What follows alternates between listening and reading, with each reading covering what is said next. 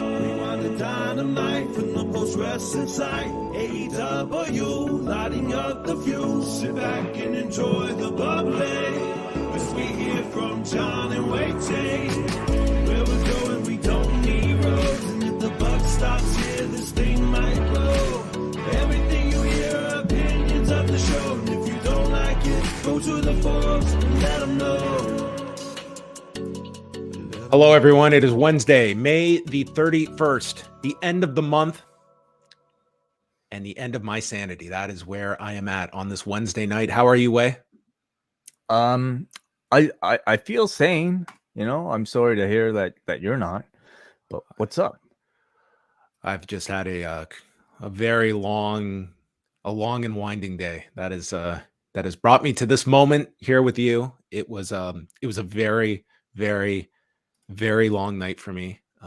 My daughter has decided this whole sleeping thing has been going just too smoothly of late, and now she does not care to sleep. So last night I took it upon myself. I was going to get her back to sleep, and that consisted of me staying up till about 4 a.m. with her, and then waking up at about 8, and just my whole day. It was just all this stuff that I had set up. I was supposed to have this doctor's appointment in the morning. I wake up, it's been canceled. It's like, great. I had moved all this stuff around to accommodate this. So that falls apart.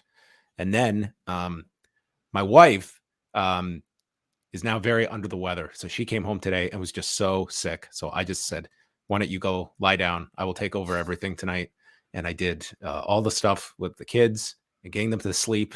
And Wednesday is the only night where it is very difficult to I can start a little after 8, but not too much after 8. Raw, no problem. I can start anytime. I'll be fine. SmackDown, no problem. Dynamite is a little tougher. So it was just mayhem tonight. It has been a blur most of this day. I think at some point I talked with you about Succession. I think. I could be wrong. And a little thing that's a little concerning to me and is on my mind is that, so this week, I had a great reading month, okay? Despite all of my complaints about all this craziness. I read 7 books this month, which was like a pretty nice number. And I read this book on Watergate. And I've read quite a few books on Watergate. I find it a really fascinating story. And I'm reading this book, and there's a few different anecdotes and stuff that I'm reading. I'm like, okay, I'm aware of that fact. I've heard this story before. And I'm reading it, and I finish it. And I keep a list of my books I read. And so I jot this one down when I finished it, and I'm looking, and I'm like, wait a minute. I've read this book. Now, not crazy that you would necessarily read a book and realize, oh, you have read this. I read this book in March, and I don't have any recollection of reading this in March. And it was just to this, all I have is this list that tells me I read this book. And I had some reading this. I'm like, okay, there are certain things that are clicking with me, but I do not have any recollection of reading this book. And it's a little concerning to me that if I had read this 2 years ago, okay, maybe I just slipped my mind. This was March. We are in May. There were no moments while you're reading this book that you recognized anything read familiar? The entire thing in 2 days. And it's at the end of it, I'm questioning myself. Did you really read this book? Because it had been in my mind to read this book for a couple weeks prior. I was like, I'm going to read this one in a few. I am going to get around to this one. And I had read it already. So what I'm here to tell you is that my mind is turning on me. And here I am, Wai, on this Wednesday night. That's the status of me. How was your day? My day was fine. I feel like these tend to go this way, you know, I don't know what it is. I mean, I feel terrible for you. It sounds like there are some terrible circumstances that you had to go through in order to get to this point. I can't really say I have that much to complain about. I had a really nice day. Did you see about Ben Affleck and Jennifer Lopez, their No. mansion that they got? $61 million mansion. They have just closed a deal on. So congratulations to them. Cool. Yeah. Why is that a big deal? I mean, don't celebrities buy big houses, expensive houses all the time? I would love to know who bid them up that high. I mean, how high do you go when you're like, you know what, 61 million? What was the second highest bid? That's what I want to know. No clue. I can't fathom those Like numbers. once you're at like 59 and you're like, oh, 61, too rich for my blood. Well, what I worry about is like, how are you going to clean the place? How many Roombas are you going to need? One for every room, probably. Oh, that's a few Roombas. Yeah, there's but what they say, love don't cost a thing. They do say that. Okay. We don't have time for meanderings, but we have a big night. It is a doubleheader here at Post Wrestling. For Wednesday nights, for the foreseeable future, we will be doing these doubleheaders where we will review Dynamite free for all. And then for all the cool kids out there, you can jump on with us after the Dynamite review to the Post Wrestling Cafe. PostWrestlingCafe.com. All tiers will be able to access as we go live, and we will chat about that week's Dark Side of the Ring episode. Tonight, we will start with the Kris and Tammy episode covering Kris Candido and Tammy Sytch that aired on Tuesday evening on Vice TV. So go over postwrestlingcafe.com. As soon as this review is done, the link has already been sent out to all patrons, or you can join us video.postwrestling.com, and we will be doing this throughout the duration of season 4 of Dark Side of the Ring. And as an add-on to that, Thursday, Brandon Thurston and I will be chatting with Evan Husney, the co-creator and executive producer of the series. We'll chat about episode 1 and what is in store for season 4, some of the subjects, tales from the territories that they did last year, and the gap between season 3 and season 4. Yeah, I'm looking forward to this. These are always really interesting subjects, and today is one of the episodes that I was probably most looking forward to, with Kris Candido and Tammy Sytch. So I've had a chance to watch it. I'm sure a lot of you guys have as well. So if you're a Post Wrestling Cafe patron, you can join us live, or if you're listening to this after the fact, find it on your feeds. Yes, and I will double check with my notes because I think I have also read this. Oh, okay. The Kris Candido book. It's actually very good. Actually, I know I read that one. Excellent. I'll have to double check that one. So anyway, that is all coming up as soon as we're done the Dynamite review. Tonight, Tony Khan announced that CM Punk is back. He will be back on June the 17th, the debut of Collision. And we'll talk about the reaction in the building during the review. This is not an unexpected announcement, but I would say anything regarding CM Punk, it is always, until confirmed, there are always going to be, I guess, skeptics, questions, doubts. But this was officially made on Wednesday night by Tony Khan. And as much as people want to, make it a joke about these Tony Khan big announcements, let's look at the recent track record. The last 3 announcements have been the largest show in company history for Allin, a new primetime 2-hour show on TNT on Saturday nights, and the return of CM Punk. I mean, at least you cannot say that he is, just announcements and he's sending you softballs with these announcements. These have been pretty significant announcements for the company. Yeah. I think they work. They do a good job of driving interest to audiences before. Got this one out before the new Vanderpump Rules started. So very smart, strategic announcement. If there was any criticism that is deserved, I think it's maybe how the stretching out of these announcements, or at least the public perception of a stretching out of what is essentially one announcement. We're doing Collision and we're going to lead with CM Punk. Due to circumstances, he had to delay at least one portion of that announcement to, another week. But we had the combination of announcing Collision, then announcing Chicago, then announcing CM Punk, stretched out between 3 weeks. So, as a gimmick, I don't think you're getting this announcement way if Chicago sells out over the last week. I think that why would you announce if the United Center sells out like it did for Punk's first arrival? Are they announcing Punk this week? To what? Certainly you want to build up that television audience, but I would say if the United Center sold out, that would be a microcosm of the larger audience that all expect Punk, and that there's a giant interest in this show that maybe you don't need a Punk. The Chicago sales, I mean, they've been fine, and I think that they are going to get a real hit or a surge with this announcement. But as we've gone over, the other Collision numbers are also worth watching with this announcement, for Toronto, for Calgary, for all of them that they have coming up over the next 2 months. Yeah, I mean, who's to say? I think eventually they probably would have announced Punk sometime in the next month before that first episode, or I should say, what is it now? No, 2 17 weeks. days. Yeah. 17 days until. Yeah. So, I mean, now actually, if they were going to announce it, it would seem like it was decent timing.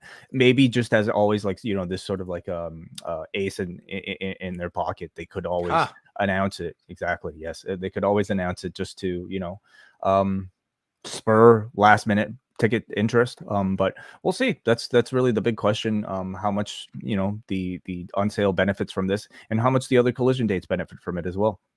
Yeah, the latest ticket sales that WrestleTix had was Chicago at just under 6,900 tickets out, which again, like it's by the regular standards, like that's a good number.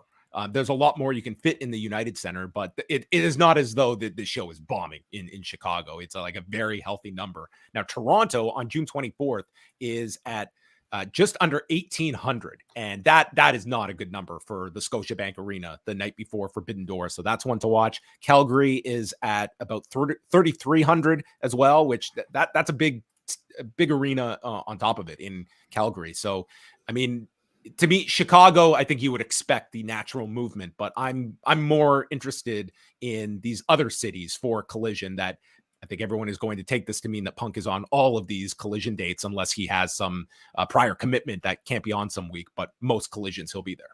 I think if that was the case, they should have explicitly said that, you know, because I don't think it's a guarantee. Oh, you mean tonight they should have said, yeah. I don't disagree that they could have made it like CM Punk is coming to Collision and he is he will be on all these dates. Yeah. And I guess we can't say 100% he is on all of these Collision dates, but if he was, you're right. They should have made that clear. That CM Punk will be the Collision. Well, maybe that's next week's announcement. Could be. And the week after. He's going to be in Regina. Stay tuned next week when I will announce whether or not he will be in Saskatchewan. Or actually, that's also Regina. That's Regina, right? So it's Calgary. Got, whatever. It's Toronto, then Regina, Hamilton. Calgary. Oh yeah, Hamilton's right after Toronto on the Thursday. Yeah, right. Did you want to talk about like the announcement and the reception to the announcement? Why not? In the arena? So Tony Khan did again one of his announcements backstage, and as soon as his name was made, like it was like a loud reaction. And then they quickly found lots of like CM Punk shirts, but it was a very divided reaction to CM Punk. And I don't think that is necessarily a bad thing that he's coming in as this polarizing figure. I think that is to be assumed. He is not going to have a mixed reaction night one. And I guess what is your expectation of how, let's say his second appearance is in Toronto the next Saturday? What kind of reaction is Punk getting in Toronto? So I think a lot of it. I think if Punk showed up in Toronto tomorrow, you would have very much the same reaction that, you know, this San Diego crowd seemed to give to him. And that's a one of a mixed reaction. You know, that's one reaction of people who might be just tired of the bullshit by this point. You know, reactions of people who might see him as the aggressor and the person who is wrong in this entire all-out brawl. And I think outside of Chicago, you would have a lot of that sentiment. What at least, you know, would let me wait to see is what I need to see what he says in Chicago, because if he comes out in Chicago and takes some level of ownership and baby faces himself that way, I think there's a chance that the rest of the audience can, you know, just kind of like forget about it. But who's to say they want to? Maybe they want to run with this heel, you know, character who's a baby face in Chicago. It's, you know, CM Punk from Chicago versus the world. As long as it draws attention and draws money to Collision, I don't think Tony Khan nor CM Punk should worry about it at all. I don't think this at any point diminishes his star power, and that's the most important thing. I think the bigger thing is that if you go into Toronto and let's say it's 8,000 people that end up being at this show, who cares what their reaction is? I'd be much more concerned if it was 3,000 people in this arena. And that would tell you that it's an audience that it is fine to hate this guy, but we are still willing to spend money to see this guy versus he is such a turnoff. And I do not think he is a turnoff in any sense to people. And listen, this is not a guy. First of all, that Chicago appearance, he's going to cut an incredible promo. He's going to be a giant star as soon as he walks out in front of a crowd that's going to be very receptive to him. It's going to be the future weeks that will be interesting to see, but this is not a performer that is going to get rattled. And I think you can go in there. Maybe it's going to be a babyface reaction. Maybe it's not. I mean, we saw how Chicago reacted to the Elite. It's not the worst thing in the world that you'll have these different audience reactions, and it's all in how you manipulate that to your own business and to your own direction. I think there's a real potential that he could flourish as a heel, and at this point, if he's only a babyface in Chicago, he would essentially be a heel everywhere else. And I think that would be an interesting twist on this run of CM Punk's in AEW, a heel CM Punk's. Now, is there any sort of detriment to like portraying Punk as a heel for a TV show that you're trying to push on a Saturday night? Well, if he has the right opposition, I don't think so at all. Roman Reigns is a heel, and he's a biggest star in the company right now. So yeah, let's see how they play it. To me, it would, if you were to see this guy coming in and it's a very hostile reaction and you come to that conclusion that the heel route is the best one, I think you have to really revisit the idea of MJF as a heel at that point and whether he is more valuable as the babyface. And how you get to that of this, here is the guy that, as you can see, they have very much taken his kind of mission statement. It's still the whole bidding war of 2024, but it's more so of there's no challengers for me. I'm bored here, as opposed to running down the company and that it's like an anti AEW slant. It's more so he is looking at like, I've beaten everyone. And I think that you can make that pivot. And I think it's an audience that ultimately they want to be behind an MJF. I think you could make that turn, but you would have to have the right person, and Punk would be that person.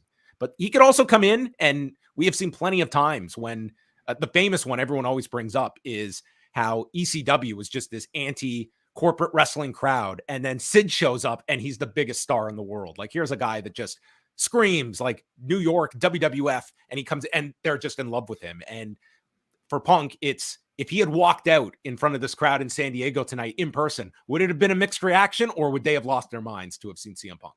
Oh, yeah. Absolutely. No, that's a great point. Yeah. Like, no matter how mixed the mention of a CM Punk might be today, the moment his star power shines in front of somebody live in person, it's going to be a big reaction. But of course, so much of it will be determined by what he says and how they decide to push his character. It's a great hook for the first episode of Collision. Like, there's going to be a ton of anticipation for all these questions and to see what he says. I think that I thought it was the right call to announce his name, especially when you saw what the ticket sales were. Like, it made a whole lot of sense. Had they sold out, I think you don't have to, but it was, I think this is, a solid amount of time to build anticipation. And I guess the alternate question is, I don't think you're going to be seeing any of like the elephant in the room not being addressed. I don't see them bringing up the brawl. And unless they eventually get to an angle involving it, like, I don't see them addressing any of that. And does the audience take that as like, you're insulting us by not calling out what is so obvious? There's got to be some reference to it, right? In this initial promo. It's hard to imagine not having some reference, but it's been pretty like, just this is the untouchable topic for AEW. I'm honestly just as curious to know internally, have those talks happen between, the principal characters involved in the brawl out? Where do things stand between them? We've heard about Jericho and Punk meeting up, but has Punk and Tony, have they sat down with the rest of the elite? Where does everything stand at this point? Listen, if everything was great, we would not be having separate shows and different rosters and all this potential stuff, which is all, subject to change. But I would say that it would be like, we would not be having this Saturday, Wednesday divide with Punk and the others if everyone, because the obvious is like, if everyone could be on the same page, let's make money off of this. Like, that is the clear, obvious answer for so many reasons. Mm-hmm.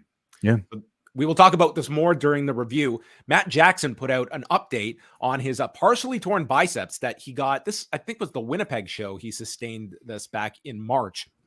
He said, I got hurt about 10 weeks ago, literally on day one of the beginning of a very important story that we started.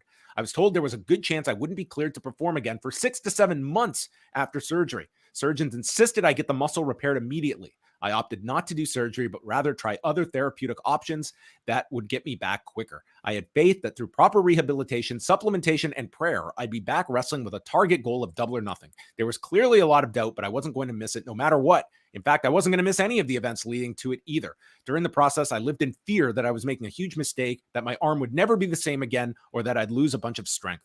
I had anxiety and many sleepless nights that I'd let everyone, including myself, down. Thankfully, my wife, Dana, my family, close friends, and various medical staff members supported and showed their love these past couple of months. And I hit my target. Wrestling with my elite family by my side in Las Vegas meant so much to me because the journey there was pretty rough.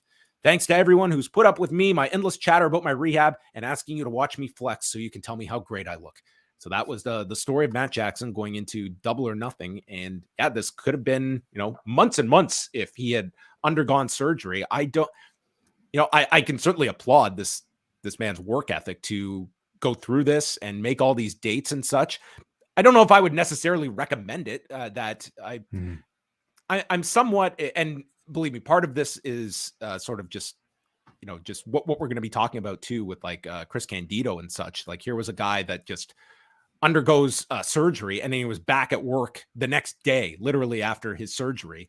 And this is not the same case, but it is sort of this this mentality that still is there in the industry, not letting people down, working through injuries that are, I mean, quite honestly, it's to me, or even traveling, not even just working, but traveling, through injury, like in this case, like, because it's not like he took many bumps, He was doing physical stuff. I mean, it's not as though this guy was taking it easy. Like, but not every week. But I think tossed off a stage at one point.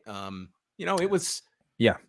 I think specifically to what you're speaking about is the pressure to, show your face, especially for somebody in his position as an EVP, to not take any time off, because they were building to essentially what was the main event of this pay-per-view, Anarchy in the Arena, featuring the entire reunion of the Elite. He was an integral part of it, and he didn't want to screw those things up. Obviously, they could have, found somebody to replace him, but those pressures all combined, probably made him want to do as much as he physically was able to, and he got through it.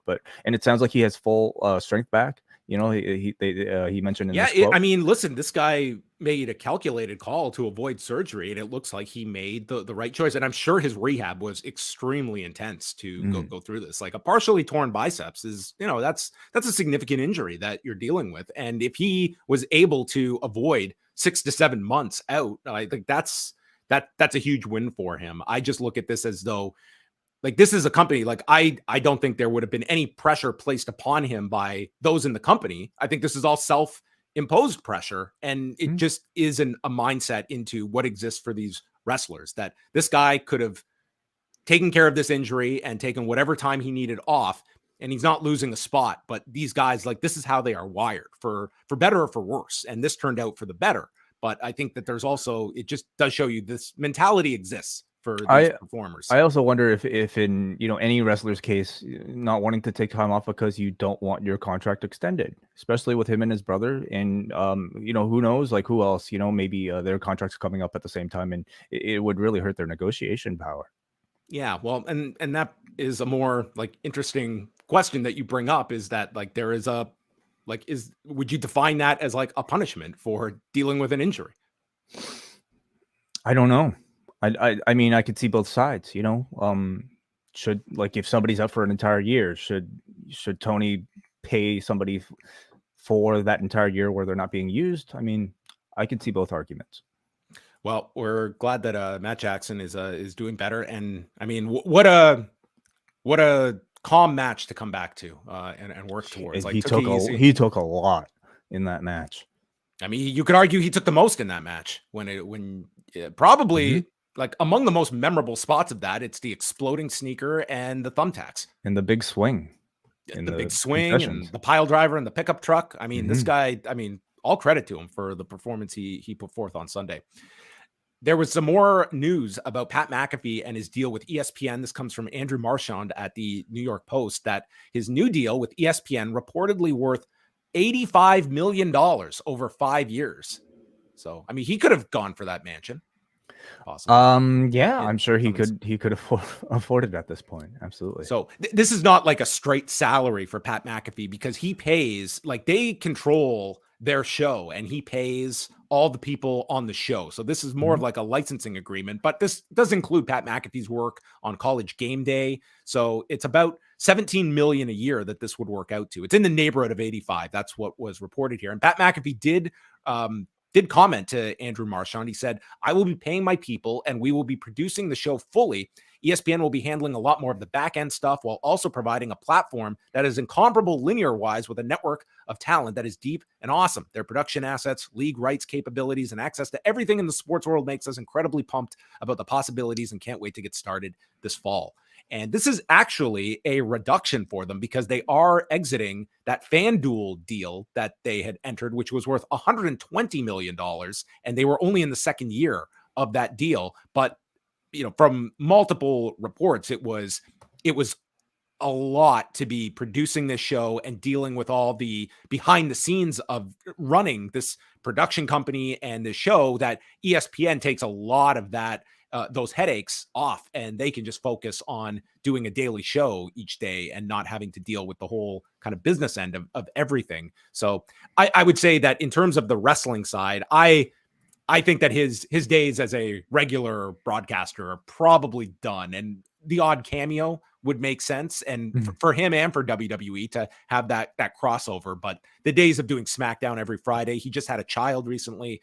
I would think that that's probably a thing of the past.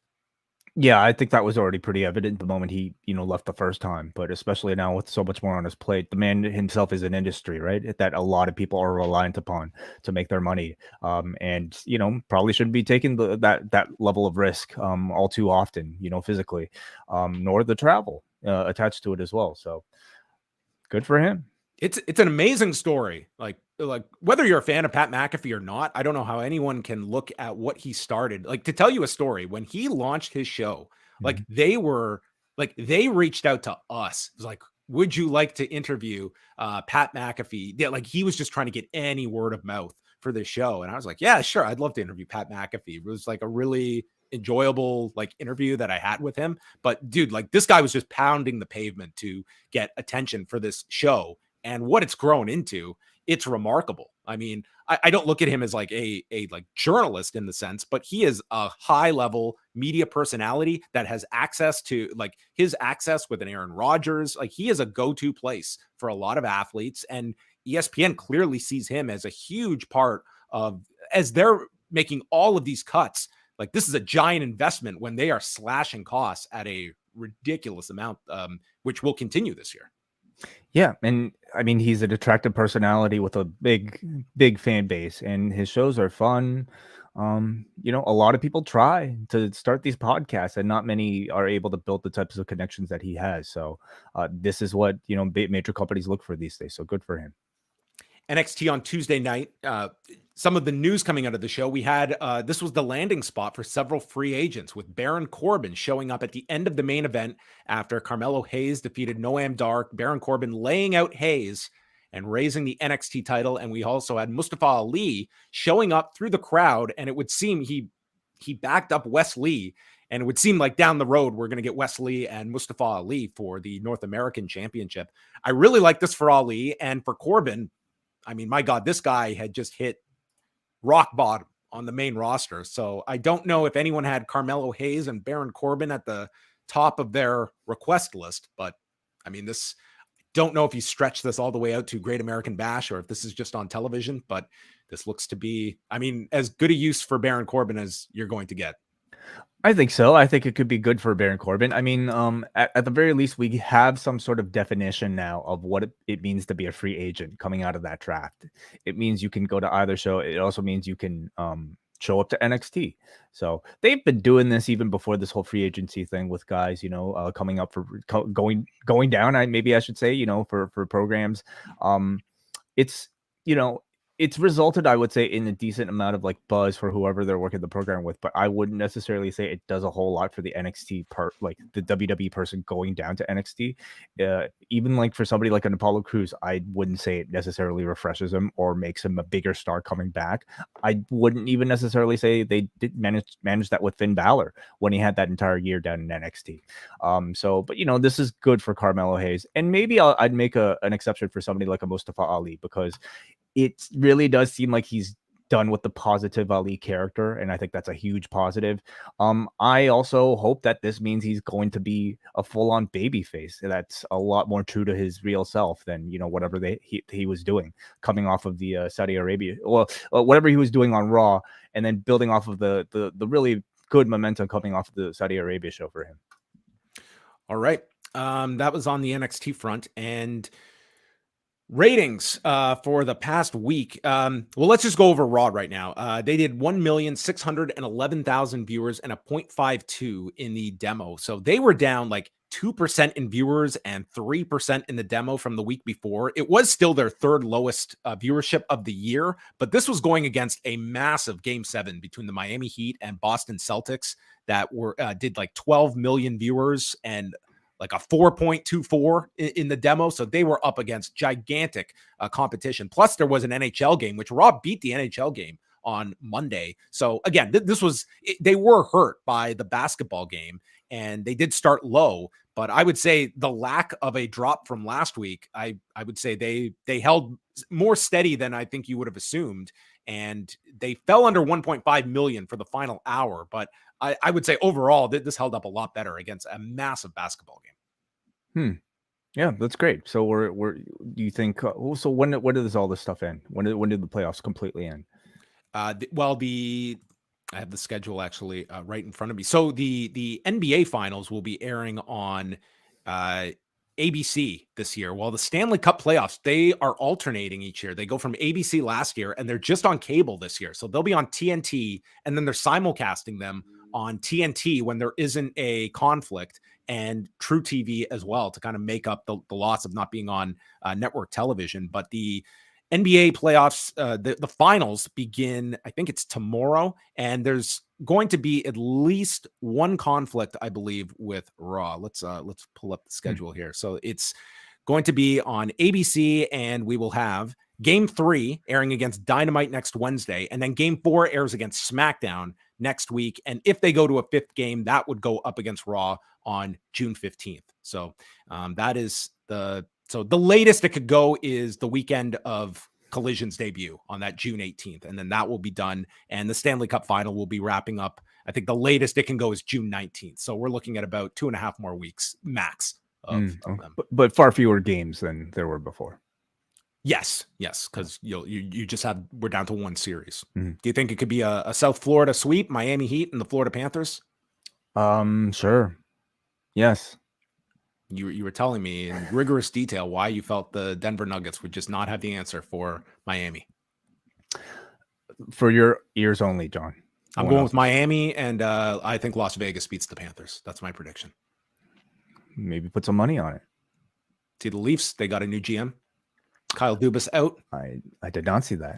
Yeah, who's going to coach the Raptors next year? Oh, great question. Not Nick Nurse. Yeah, he's going to Philly, right? Or something? Yes. Okay. Good for him. He's going to have a better time in Philadelphia, I think. Maybe. He was a good coach. I think the Raptors made a mistake there. Let's move on. Okay.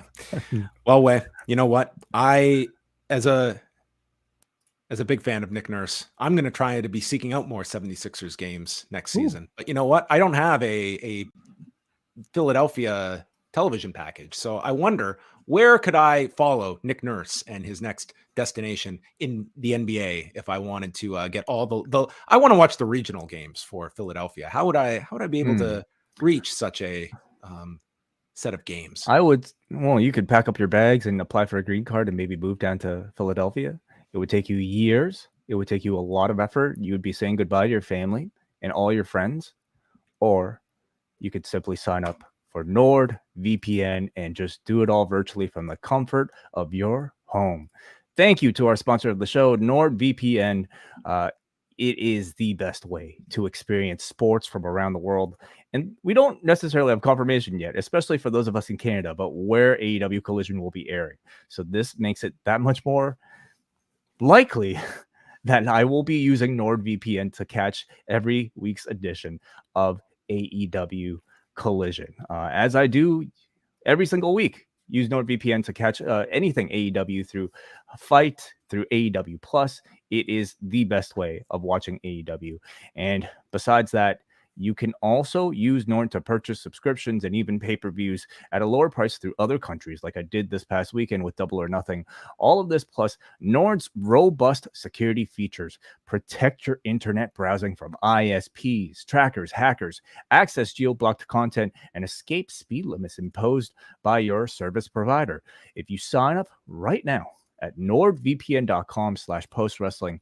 You can have their exclusive offer, 4 extra months on top of all 2-year subscriptions, or 3 extra months on top of all 1-year subs. That is as low as $3.17 US a month for a 28-month plan. And if that is not enough, Nord also offers a 30-day money-back guarantee. So if you are not satisfied within the month, simply ask them for your money back and they will give it to you.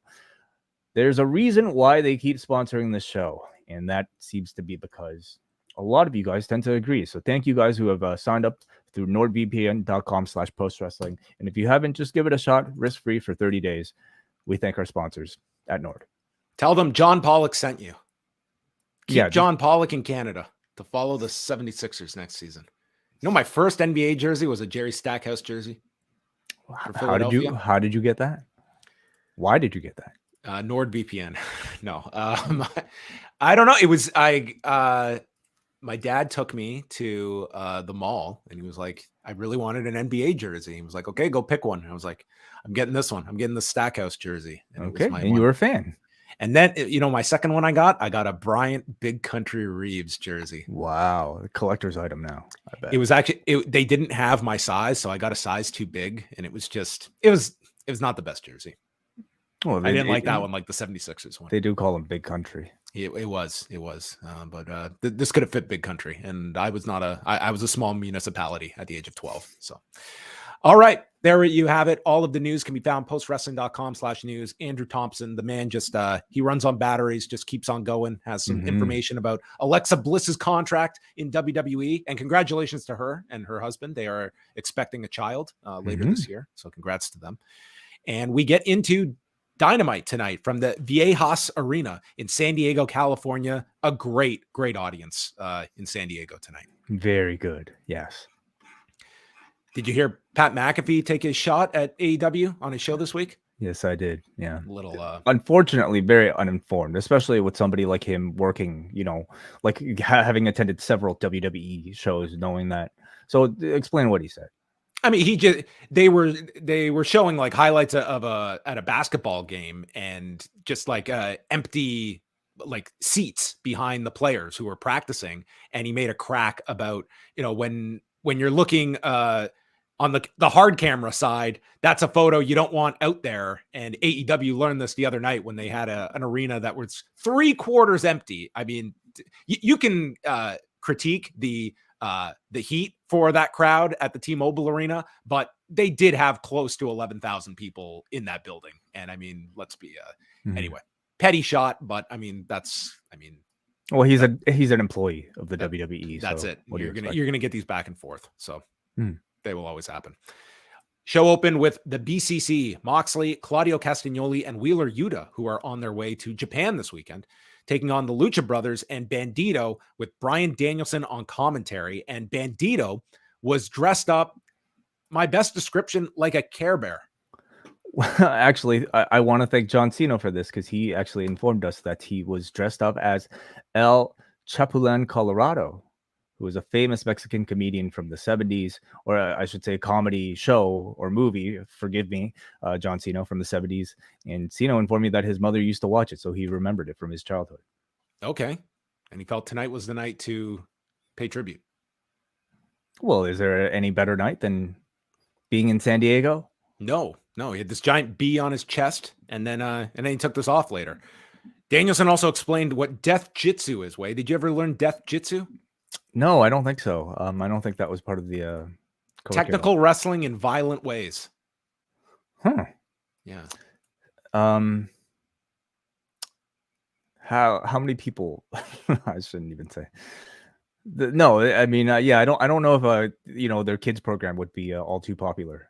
Death Jitsu. Yeah, no taps. No, so just like death. Yeah, I don't know how their signups would really be after all the death.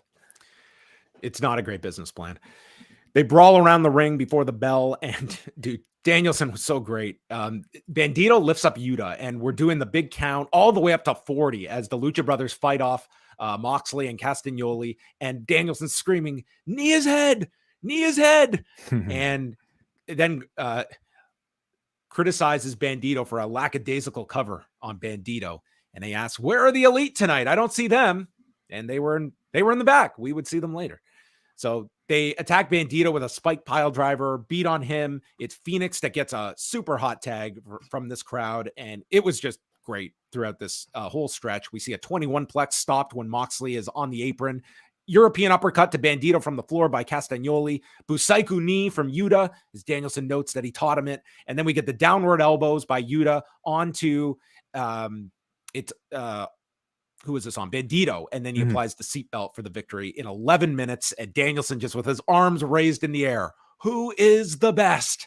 And he goes down to raise Yuta's arm. And man, what a job they have done with Wheeler Yuta over just this past week. From the man having to do neck bridges on the mountains in Vegas to pinning Kenny Omega and then getting the win for his team. And now he goes over to Dominion. So what's his role in Dominion? Yuta is not. It's Moxley, Claudio, and Shota Uno. It's not Yuta. Yuta's not part of that. Let the man rest for the weekend. Oh, he's probably working those house shows. What am I saying? I thought this was a great solidification of Yuta's push that really did begin over at Anarchy in the Arena, both through the match and with Bryan Danielson on commentary. I thought Danielson, we just talked about the CWC where, these talents were displayed week after week, and that's no different here. He's fantastic on commentary because he's so specific about his intention. And his intention here was to continue to put the spotlight onto Wheeler Yuta, talking about his training of Wheeler Yuta, talking about what he's doing well, what he does not do as well. But the focus is on Wheeler Yuta. And I thought this match ended up expanding that spotlight to a good degree as well. So I love the combination between the two teams here. You had, of course, your incredible acrobatics, but also BCC's like very death jitsu, technical violence, just wonderfully meshed together. I love this like team of these luchadors. I don't know how long like the Lucha Brothers have been teaming with Bandido, but like carrying on from what they did at the Battle Royal, I think works right now because all of them are kind of in need of an identity, and to pair them together, I hope to see more of that. There's no reason this trios championship division cannot be a main event title. Totally. Some of the trios that they have. Marvez is with the Bucks and Hangman Page, and Matt's being checked on by a trainer. And Matt explains how the BCC bring out the worst in them. And I never thought I would see the day where I would try to melt a man's face off with an explosive sneaker. But alas, here we are. Yeah, I've never thought about that either. No. This is the man pretty much like built a bomb for his shoe. Like this was like premeditated, like attempted murder here. Like, did he do this? Did he load this boot before the match, or did he do it sometime between getting pile driven in the truck and then coming back to the ring? What detonates it? Was it just contact? Because I would think that he had to have attached it. Like, how did he? Like, what set it off? Is it like he was walking down to the ring? Did that not like explode? Like maybe there's a special button where the big toe is, and he had to like specially, click the big toe. I don't know. Going to say is like the next time the Bucks put out their next line of shoes, I don't know if those sneakers are going to sell so well when you have this as your marketing technique. I don't know if he's going to have a great time at TSA. Going through the security check, looking for suspicious things in his shoes. He's going to have to take his shoes off every time. The metal detector might go off on his foot. Perhaps. Maybe it's a secret power now that he's developed, just the ability to combust through a limb. Yeah, like Jericho's got a fireball, but dude, I've got a exploding bomb foot in my shoe. Yeah, that's quite the mutant superpower. I don't think X-Men have ever done that. Hangman's explaining how BCC relies on the numbers game, and before he can go on with what their answer to that numbers advantage is, they are interrupted by the Dark Order, but John Silver says that Hangman is too busy with his new friends. And Page says that's not it. And he goes to explain, but he's stopped by Alex Marvez, who has a follow-up question about the rumor that Kenny Omega has gone back to Canada. And Hangman explains Kenny is out of the country, but he's not in Canada. And I would think that this would seem to be a potential that you could see Kenny on Sunday at Dominion. Oh, very interesting. I didn't think it would be this soon that you would see that Kenny Omega integration. I just took it to mean he's going to Japan to find some friends. But it's right. just I would think once Dominion is done, that's when we're going to start to get the full build for Forbidden Door. I think they're kind of handicapped this week until Dominion is over, and it would make sense that if Okada is getting beaten down or something, because Don Callis made a very big emphasis on Okada later in his promo that, Kenny, they've established now you're left to assume he's in Japan. And I could totally see him doing an appearance on Sunday. I think that would be wonderful. I mean, Dominion has, their second biggest show of the year, and would be a wonderful way to just generate buzz for Forbidden Door. So that sounds great. Shivani, a throwback to the mid-90s, promoted the replay of Double or Nothing on pay-per-view. Catch the replay. He brought out Jay White and Juice Robinson, who insulted FTR, who are Southern and look and sound dumb. So FTR comes out. They don't want to be part of Bullet Club Gold. So Juice nails Dax with a roll of quarters. So we went from like mid-90s to like mid-70s here.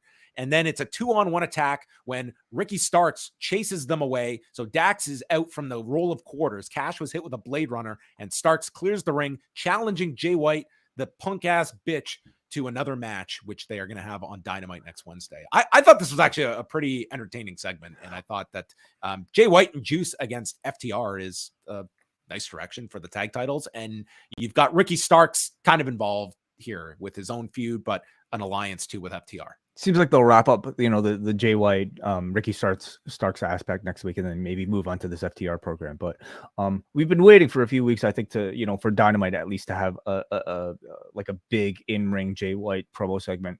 I didn't think the verbiage was really all that great. I wasn't actually that impressed with the promo itself, but I thought the physicality was really good. I really like the imagery from the fistful of quarters. I've seen people do the fistful of quarters spot, but I've never seen the quarters explode in this manner upon punch. Forget exploding shoes, exploding quarters from a fist, just as visually impressive. And, this ended up, I think, generating a good amount of interest for this upcoming program. Tony Khan announced the return of CM Punk, and as we said, a loud reaction when they said CM Punk, but as it continued, it was a mixed reaction for sure. Like, you had your cheers, but you definitely had your dissenters as well. And man, they were just cutting to whatever CM Punk shirts they could find. Like they were looking for pro CM Punk fans in the crowd. Yeah, and I don't think they should necessarily hide the reaction. I think the mixed reaction is good. Like, if anything, it makes him just that much more of an anticipated controversial figure. Show an equal amount of boos and an equal amount of cheers. I think it's all positive. Trent Beretta, Big Bill, and Swerve Strickland. So they were the final three before Orange Cassidy won the Battle Royal on Sunday. Swerve used a kick to break. Now, did they say that this was for any sort of championship match, or was it just a match? Because the winner ended up getting a match. The winner is getting international title shot. So they might have mentioned in passing the winner gets the next shot. Swerve kick breaks up a cover by Big Bill. Big Bill, I think, continues to hold his weight in all of these. Is that the correct Trent Beretta spelling? It's not B-E-E-R? Or is this a I don't know. Trent. It had always been B-E-R in the past, but you're right. I mean, at least Wikipedia has B-E-R-E. So you've caught a spelling mistake live in person here. Oh, well, look at that. Trent hits a flying knee to Swerve, and then there's a pile driver. Bill chokeslams Trent into the ring, and then a Swerve stomp to Bill on the edge takes him out, and he pins Trent with a crucifix in 8 minutes and 54 seconds, setting up Orange Cassidy and Swerve for Dynamite next week. Yeah. I feel like we don't often see these sort of three-way matches on AEW television, but I really like the dynamic here because it put a lot of emphasis on Big Bill, essentially fighting off two smaller men. But despite all of that, it was really good shine for Big Bill, but it ultimately pushed Swerve as sort of like the smart opportunist, which was the character he's been playing this whole time, and continued from a really, really great half a match he had at the Battle Royal. So I'm really looking forward to this rematch. Yeah, I think this is going to be a great match next week, and I think people have a believable challenger in Swerve Strickland that next week could be the switch if you wanted to execute it. And I don't think people would be averse to that option. There was a video on Kris Statlander. Again, this was another great video they put up on YouTube. It's 18 minutes in length, and we got about 30 seconds here. I'm really disappointed that I guess they got a great segment with Don Callis, but that sit down with Jim Ross, it felt as though it was just done for. I mean, yes, you have your audience on YouTube, but it feels as though it exists in the ether. And if you catch it, great. But to me, it does not grab. It just doesn't hold the significance. And I haven't seen the Kris Statlander video, but someone at AEW had sent it to me, and I imagine thought it was worth watching. So it sounds like it was a nice feature. The Callis one, I can't necessarily explain. Maybe they shot it and didn't realize it would be as good as it was. Something tells me that like maybe he was going to get into a deeper explanation on the episode where he was supposed to speak before he got cut off. But anyway, it's over. I do tend to agree that I wish AEW would give a bit more time for these pre-produced interviews. Right now these are edited basically into like 15-second 20-second highlight. There's a happy medium. We're not arguing for the 18 minutes to air. But if you could get even like a solid like 2, I think like that's something. I think what they did quick. I think what they did with like the Seth Rollins series of interviews, like, intersplicing them throughout the show in short segments, I really enjoyed that. That's even a tactic you can use for a Rampage. I think there is a concern about the non-wrestling content that they want to minimize it at all costs. Like I understand. But is it really that bad? I mean, people who follow the quarters would know better than me. I mean, this, it's almost as though it's tough. Like, even if you're getting the quarters, it's like this, you need like almost the minute by minute to see. And like my argument has always been that this is okay. So what, this dips, but of those people that watch this, does this pay dividends down the road? Yeah. Like look at some of your, like, granted, this is not like one of your all-time greatest segments of all time, but some of those legendary sit downs of the past that, okay, maybe it dipped here, but this was serving a larger master that would have an impact. I really liked how Statlander started here, even in this short amount of time. I think again, she said she's gonna have the greatest title reign ever, I think is what she said. How do you best title reign anyone has ever seen? And I don't know if she was being just specific to this title, because that would just be one person. She has high hopes. Is she referring to the modern era or all time? I'm going to have the greatest title reign since 2005 of any champion. I really liked her voice here. I wasn't a big fan of the quick win from a babyface against the weakened opponent, but I really do like the authentic character and voice they're allowing her to speak in. And like the whole alien thing she was shedding already a long time ago, but this seems to ground her to an even greater extent. And this is especially true if you listen to the press conference, where a lot of people tend to be in character, and she could have very well fit her dialogue as part of her character, but it helps that I'm sure the character is very much like who she actually is right now, because she spoke to some degree of like talking about her lack of self-confidence for this role. Even now, having held the championship, she needs to prove that she's deserving of it, not just to the audience, but to herself as well. And I think that level of sort of like vulnerability is wonderful material for a babyface, especially one coming off of the ultra confident Jade, So I kind of hate that she got there without a proper fight, but I do love the choice and direction of this current character. Renee interviewed the Acclaimed and Daddy Ass, and essentially Billy is taking the blame for the loss on Sunday, and Max explains we win as a team, we lose as a team, and Bowen says that we were screwed out of gold, and Billy Gunn deserves to hold the gold one more time and getting the audience to cheer, and that's their mission, to win a championship for Billy Gunn so that he can have one more title reign as he approaches 60. So they are still after the Trios Championships after a rematch against the House of Black. So maybe this time they'll use the dealer's choice. That would be a wise choice. You can only win with the famouser. Sure. You can only win if you are this old. What's the extent of how creative you can get with your dealer's choice? Do they have to say yes to anything you propose? Like, you have to be blindfolded. We'll see. People have not taken advantage of this dealer's choice very well.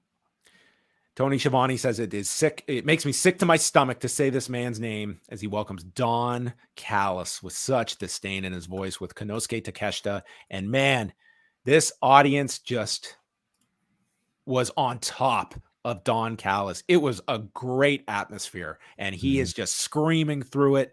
Said that he hopes these boos are for Kenny Omega, and they get so louder. He's the real victim.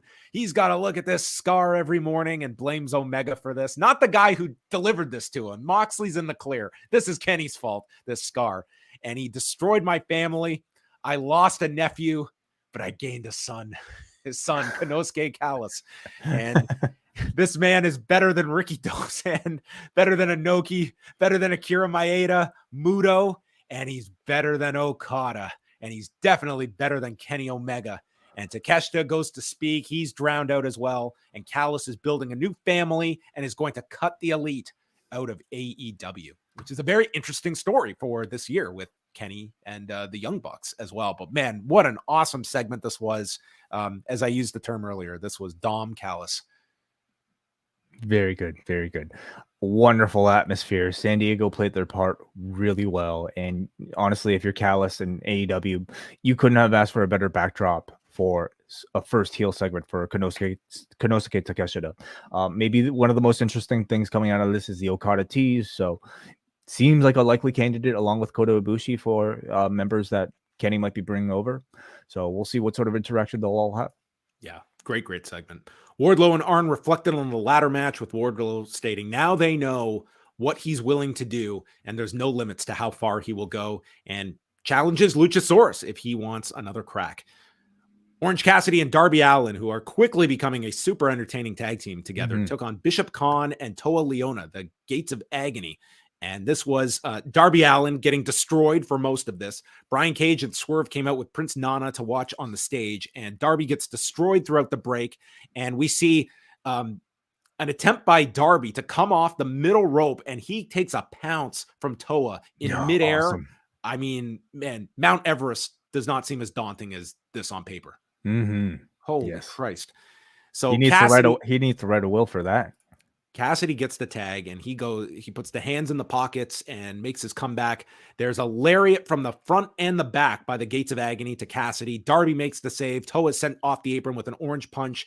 And then after a stun dog to Khan and a code red from Darby, it's Orange Cassidy diving onto Toa and the coffin drop, pinning Khan, and Orange Cassidy and Darby Allin get a win. They are a great tag team together. It's dude, Orange Cassidy is putting a hell of a resume together for 2023. Yeah. I mean, this guy's gonna have a serious conversation for Wrestler of the Year, in my opinion. Yeah, I think, it's been years now that like he's been recognized as not just a gimmicky act, but like a great wrestler. But I think there were still doubts about whether or not he could, like, you could tell a sustained story with him with a title. And he's more than shown that you're capable of telling a story with an Orange Cassidy that's lasted for months. It is the best title reign right now in AEW. And he just seems to be doing no wrong right now. And you have Darby Allin on the other side, who I think is a very similar homegrown AEW talent that is just as over with the audience, with as much upside. And I was going to say youth, but like, Orange Cassidy is like, what mid-30s or something. Still young, but like he looks a lot younger than he actually is. Darby is also going to wake up exceptionally old one day at the age of like 35. Yeah. But a really fun tag match. I like Khan and Leona a lot. Great intensity. They feel like Khan had a really nice match with Dustin Rhodes a few weeks ago on Rampage. It's like both of them have improved, and they should be doing this on Ring of Honor. But you could just see, if you have not been watching Ring of Honor and just see them here, like you can certainly see like the presence has been there, especially for Toa. But they're working as big men, and you had great opponents here in Cassidy and Darby. And I'm very curious to see with Orange Cassidy. I thought it was very interesting that they put him out on the press conference on Sunday as well, as sort of, and he's still playing the Orange Cassidy character. But I mean, that's it to me tells them that they want to expand this guy. And I think seeing him in a role where he can be a lot higher than people have pegged him having a ceiling. I don't think this guy necessarily has a ceiling. I think you can see him as a future world champion. I don't think that's crazy at all after this.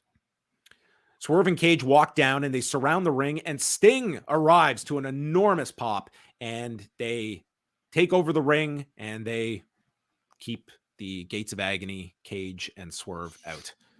So what's the match coming out of this, you think? Oh, Sting and Toa. Probably something. I mean, you would think Sting, like potentially this could be Forbidden Door of some sort, or I mean, it would be not so much facing like the Gates of Agony and such, but the alliance of Sting, Darby, and Orange Cassidy against another team. And maybe this is like a setup 6-man, and then they get the House of Torture at Forbidden Door. Ooh, maybe Sting joins the House of Torture. Oh, yeah. Perhaps. So it seems like a lot of the supporting acts of the 4 pillars are making their way back. We're going to be kind of talking about a reunion between Jack Perry and Hook that's picking back up from before this built to Double or Nothing, and Sting. Dad has shown back up after kind of missing for about 2 months. So let's see where it goes. MJF did a post-match promo from Sunday calling Darby an emo bitch and that Tony Khan is running out of gladiators for him to slay. Nobody is on the level of the devil. Hook is brought out with Tony Schiavone, and before he can be asked about what's next, La Faction Ingobernable interrupt, led by Jose, and state that Preston Vance and Dralistico have not got the opportunities that Hook has, nor the television time. Rouge, they state, is too dangerous for TV, so he's not here. And they go to attack Hook. Jack Perry comes out, and we get the reunion of Jack Perry and Hook as Jack Perry fights them off with a chair, and they were the Men in Black here. I guess so. Jack Perry was all in black, and they took. Okay. This is a dated still, right? Reforming of Jungle Hook. I mean, this was. I always thought there was a lot more life in this team, and now that Perry's kind of done with his detour through the 4 pillars, I'm glad that they're reuniting this. I'm glad Hook is out of this like Matt Hardy contract shit. I think the team is beneficial. What a follow up to all that the contract after Sunday. That might be a Rampage story that they'll pick up on in a 30-second vignette. But, I think this team is great, honestly, for the both of them. Let's Perry do more talking, because he's partnered with the guy who doesn't speak at all. I think their in-ring styles complement each other really well. So, and this might give some sort of explanation as to why Rouge beat Jack Perry so badly in that go-home show to Forbidden Door. Is so that maybe they could pick this feud back up with Rouge and LFI versus Jungle Hook. Renee interviewed the Outcasts, and Tony Storm just did a heel promo about no one's good enough. This was as endearing as her press conference, which was pretty much the exact same character she was playing for the press conference as she was here. And like, I guess they were trying to promote the house shows this weekend and basically said there's no one good enough to even carry my bags. So that's your sell to go to the house shows to see Tony Storm. Like no opponent is set up for her at the House Rules. Well, no location, John. Like no, they didn't even tell you where you can go watch her, much less who she's facing. And there's not even anyone to carry her bags. So she won't even be bringing her gear because no one can even carry her bags to these house shows. I thought this segment sucked. Granted, it was a minute, but I just thought it was, what purpose did this serve? I love the fact that they are acknowledging the existence of House Rules and that these house shows matter, but I think they only mentioned them and didn't really mention anything else. How somebody could possibly see it, who she was going to face. I could understand if like the opponent is of such insignificance that it doesn't matter to mention. But then why would you even mention House Rules at all? I was pretty disappointed by this promo. Let's remember, everybody, this was a championship victory speech. Okay, it should have been. Yes, granted, it probably was not one that was planned, but that doesn't mean they should take advantage of it and have this be a big celebratory, like moment for the Outcasts and for Tony Storm in particular. But instead, these promos from this faction have pretty much always been awful. They're over the top at heels that are just, I think, really lacking in creativity or thoughtfulness in their identities. And instead they resort to these like generic heel cliches, like, saying the audience should be grateful for their presence. And I just thought it was really weak and unfortunately made this title feel insignificant. And there was no direction. There was no opponent to build up. There was no match to sell. It was like, cut a heel promo for a minute. Well, what am I promoting? We don't know. Like that was, you had to fill a minute as a heel. So you just had a like by the numbers heel promo that mentions House Rules, but it would be like, hey, come to my party on Saturday night. And then I leave and it's, where's the party? I'd love to come. That's how I felt. Kris Statlander and Nyla Rose, TBS championship. Kris Statlander's first defense of the TBS title. We go through the break. Kris is yanked off the top by the leg, and then Statlander is hit by a cannonball off the apron, another in the ring, followed by a chokeslam before she comes back and manages the 450 at the end to retain the title in 8 minutes, 5 seconds. Good reaction from the crowd, and Taya Valkyrie watching in the back looking frustrated. So it would seem that Taya Valkyrie still in the mix for the TBS title, but no Jade Cargill on the show.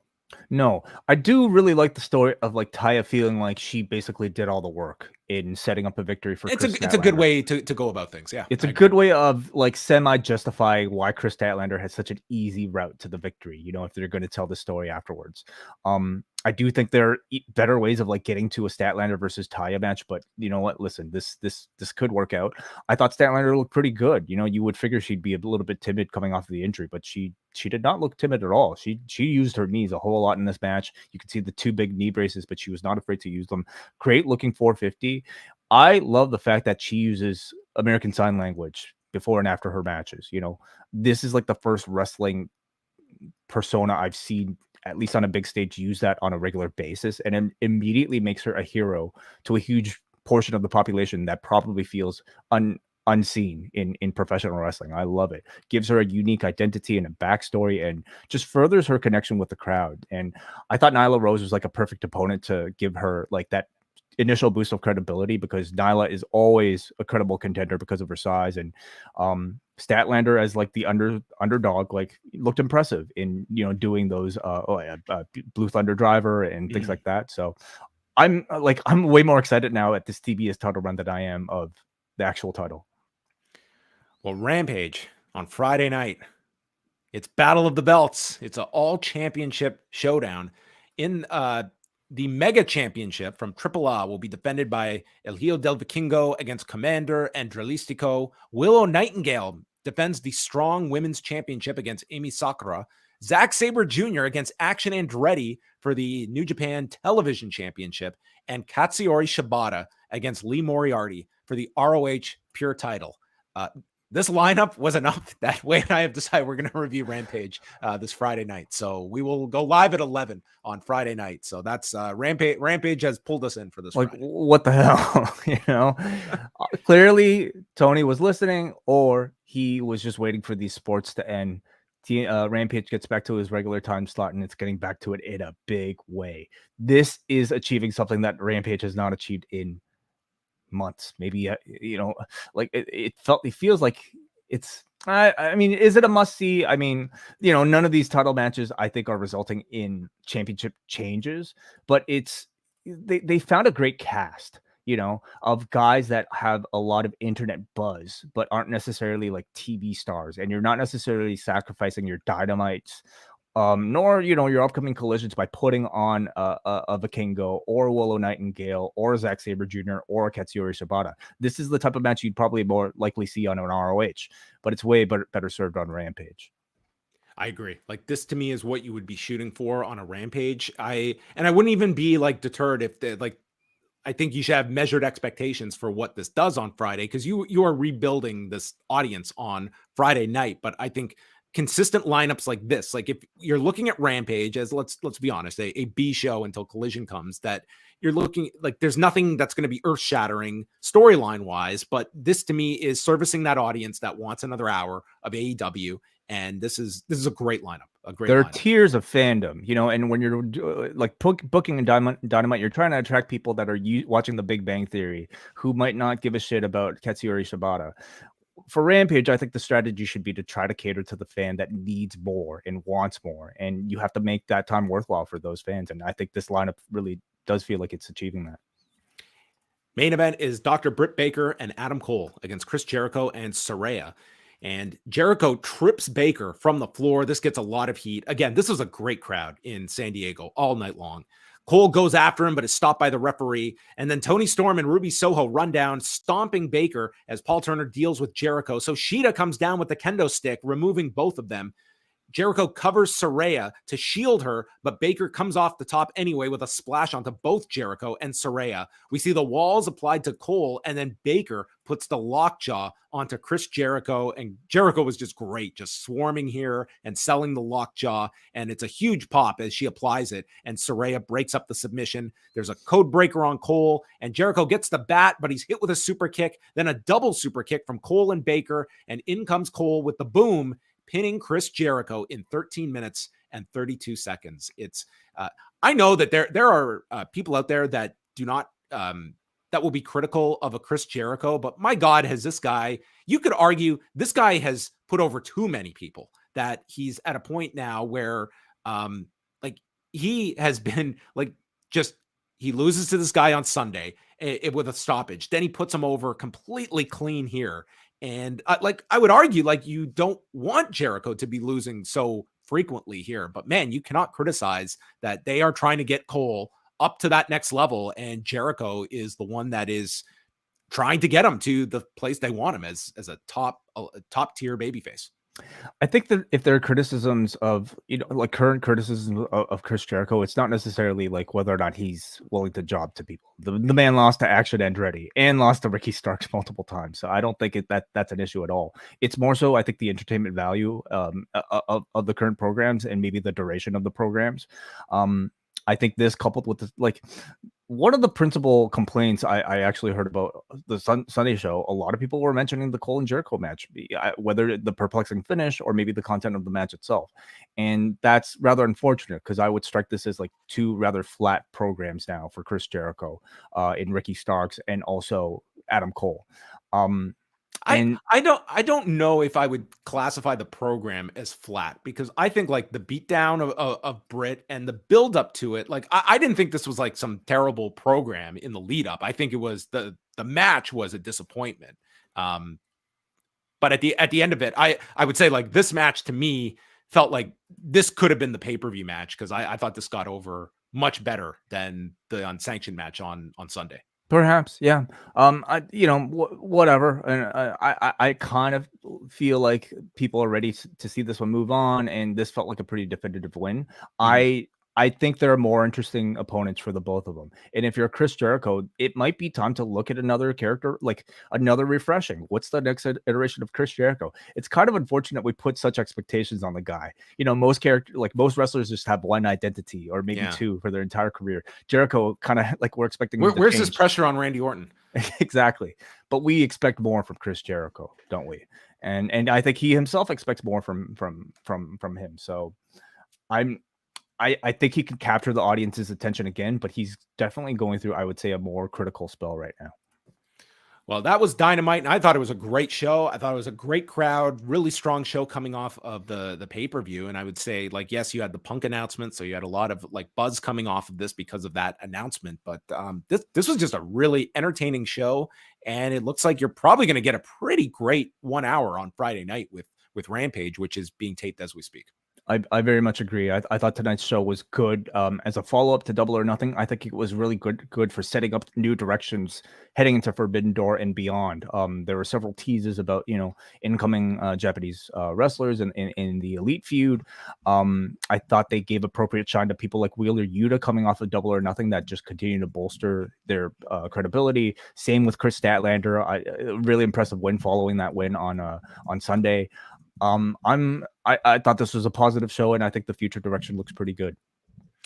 Okay, let's go to feedback, and then we're going to be wrapping up and jumping onto the Post Wrestling Cafe. Again, if you would like to go to postwrestlingcafe.com, you can jump on board. $6 gets you at least a month of access, and you can follow along tonight as we chat Dark Side of the Ring, episode 1. Yeah. So we've done this in the past where like we'd go live specifically for the cafe members right afterwards, and it's great. It's a great opportunity for us to talk shit about everybody else. The way is just foul mouthed once we get onto the cafe, so you can check out all of that, and we'll have a programming note before the end of this show for next week. So let's go to feedback and any super chats that we have. No super chats, but that doesn't mean we don't love everybody watching us live here at youtube.com/postwrestling. We also love the people listening to us at forum.postwrestling.com, and all of you patrons, including you, Robbie from London, Ontario, who says, with all the talk of the ratings of Vanderpump Rules, my fiance Alicia wanted to explain it all to the post audience. Midway through the season of Vanderpump Rules, 2 principal cast members were revealed to be having an affair. Ooh. The season finale reunion episode last week and part 2 of the reunion are showing the aftermath of the affair and the cast's thoughts and feelings about the whole thing. Like AEW, the backstage stuff is what is making things more interesting. Yeah, I was actually looking into this today. So tonight was part 2 of the reunion Robbie mentions. Next week is part 3 of the reunion. And then the following week is like secrets revealed from this past season of Vanderpump Rules. So dude, they are squeezing every ounce of juice out of this season of Vanderpump Rules, and good on them. It's a giant hit this season, but that is where they are at. I was getting like cursory information about this affair, but thank you, Alicia, for enlightening us. Jordan from the Bronx, really impressed with Big Bill. I didn't see much of his Impact run, but his AEW one has been solid, with him delivering in a big spotlight the past week. Swerve's heel run has been all over the place. He's a great character, amazing in the ring, but he didn't seem to have a focus until Double or Nothing. I'm rooting for him to win the title from Cassidy. BCC are easily my favorite faction in the company. Yuta is the kid under the learning tree of militant Papa Brian, crazy Uncle Mox, and protective Big Brother Swiss.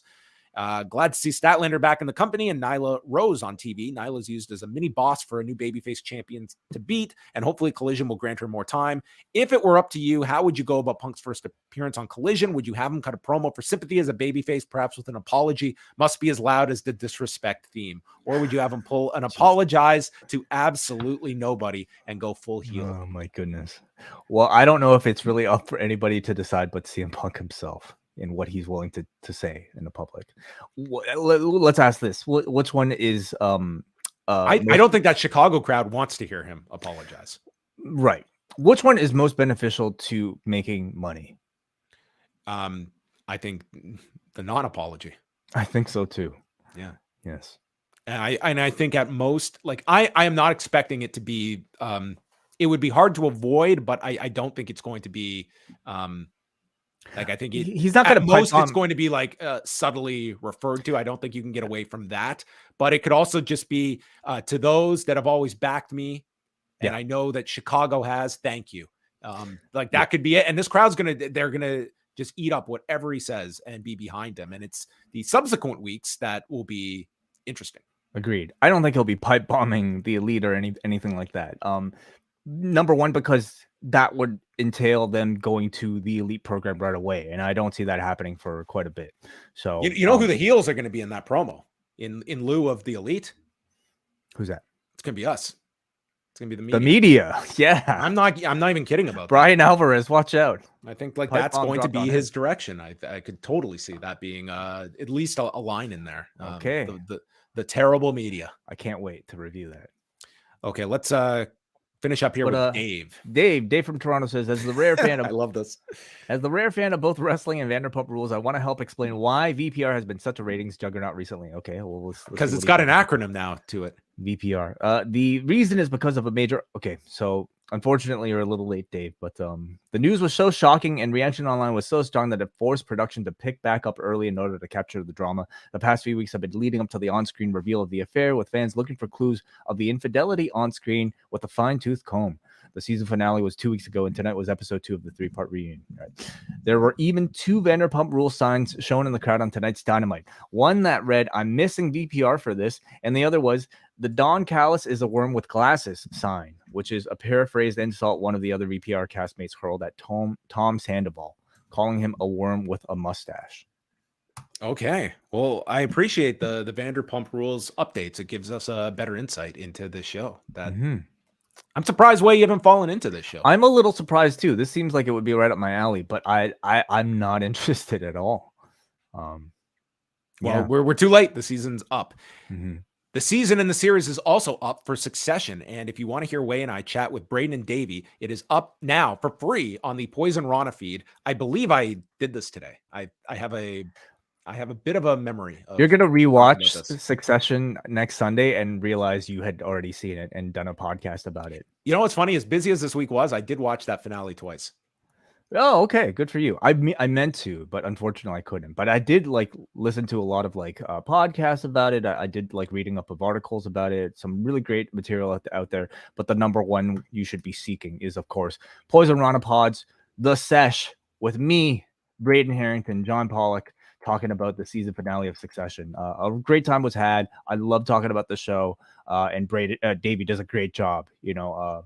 Wrapping up the entire season. So sign up to Poison Rana Pod right now, wherever you download your podcast. Low down Davey P in the house. And that's it. Also coming up this week, so Brandon Thurston and I will be live Thursday at 1 Eastern chatting with Evan Husney. On Friday night, we will go live at 11 p.m. Eastern here on the Cafe following SmackDown and Rampage. Saturday, Brandon Thurston will be with WH Park on the long and winding Royal Road chatting Toshiaki Kawada and Gary Albright from October of 1995. And then Wednesday, it's more Brandon. We've got Brandon Thurston hosting WrestleNomics Radio with Chris Gullo. And then Sunday afternoon, evening, we will have Bruce Lord and Karen Peterson with a review of Dominion, which looks like a great card coming up on Sunday as well. But getting ahead of ourselves, for Post Cafe members, next week, it is the return of the Watch Along. And yes, we have Brandon from New Jersey locked in. We will be doing our live Watch Along next Thursday night, June the 8th. But where do you come in? We do not have something to watch. So what we are looking for is your suggestions, preferably something max an hour is kind of the time we're looking for. And we're looking for creative submissions. And we will announce this on Monday during Rewind-A-Raw, what we are going to be picking. This is not a vote. So if 100 people pick something that we don't want to watch, we are not choosing that. We are looking for something that is interesting, entertaining, and that people want to hear us watch live. So where would be best way for people to throw in their ideas? I mean, there are a lot of places you could reach us, but I would invite people to leave a comment either within our YouTube chat or comment section, or you could even send an email, old school, info@postwrestling.com. Let us know what you would like us to watch along in the Post Wrestling Cafe. Of course, we're semi-available, I guess, via Twitter as well, but I would say those two are probably the best platforms. Okay, so preferably in the YouTube comments, or you can shoot us an email. We'll announce Monday what the three of us will be watching. So that's next Thursday night for all Post Wrestling Cafe members. And now, once again, we're jumping on over to the Cafe, postwrestlingcafe.com and video.postwrestling.com to chat the first episode of season 4 of Dark Side of the Ring, Kris and Tammy. So we will see you over on the other side. And if not, man, are you in for a tongue lashing from Wai Ting. So that is it for us. Thank you for tuning in to Rewind-A-Dynamite.